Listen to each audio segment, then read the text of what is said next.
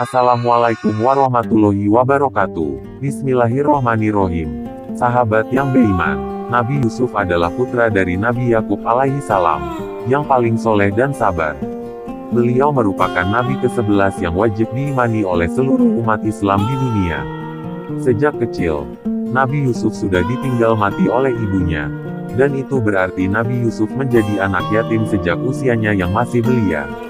Walau begitu, tidak menghalanginya menjadi anak yang soleh dan berbakti kepada ayah dan saudara-saudaranya. Walau sudah berbakti dan menghormati seluruh saudaranya, namun tidak menghindarinya dari perlakuan-perlakuan buruk yang diberikan oleh para saudaranya. Salah satu penyebab perlakuan buruk saudara-saudaranya adakah karena Yusuf memiliki wajah yang sangat tampan dan karena soleh, benar-benar menyayanginya. Perundungan yang terjadi pada Nabi Yusuf tidak berhenti hanya karena sifat dan wajahnya yang teramat sangat tampan. Suatu ketika, Nabi Yusuf menyatakan permintaannya, Nabi Yakub dan menceritakan tentang mimpinya semalam. Dalam mimpi tersebut, Yusuf melihat ada 11 bintang, bulan dan matahari bersujud padanya.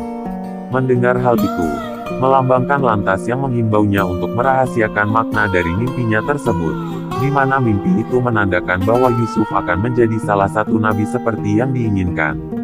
Namun, salah seorang saudaranya ada yang menguping dan mendengar hal tersebut. Suatu ketika, setelah melihat hal tersebut, saudara-saudara Nabi Yusuf ajakan Nabi Yusuf berburu binatang di hutan. Sambil meyakinkan keyakinan Nabi Yakub untuk tidak perlu ikut, karena 11 dari mereka sudah pasti akan mampu menjaga Yusuf. Awalnya ragu, namun akhirnya dengan berat hati yang menyatakannya. Sesampainya di dalam hutan, para justru mencelakai Yusuf dengan memasukkannya ke dalam sumur.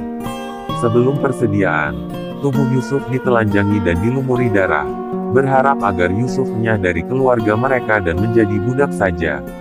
Sesampainya di rumah, para memberitahukan Yakub bahwa Yusuf telah dimakan serigala dengan bukti-bukti di baju berlumuran darah yang mereka buat sendiri. Suatu ketika ada hafilah hendak mengambil air di sumur, dan mengetahui ada keberadaan seorang anak di sumur.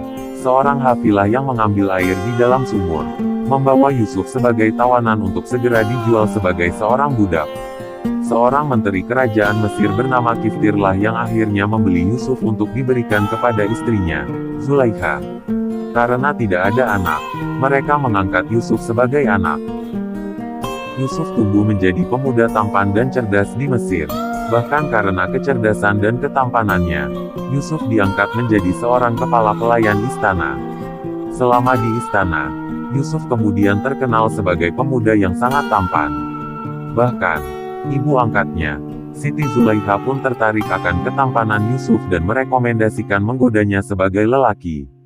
Saat itu, terjadi keributan yang cukup besar, lantaran Yusuf menolak godaan Zulaikha, dan Zulaikha menarik baju Yusuf bagian belakang hingga sobek, hingga akhirnya, Nabi Yusuf alaihi salam dituduh bersalah.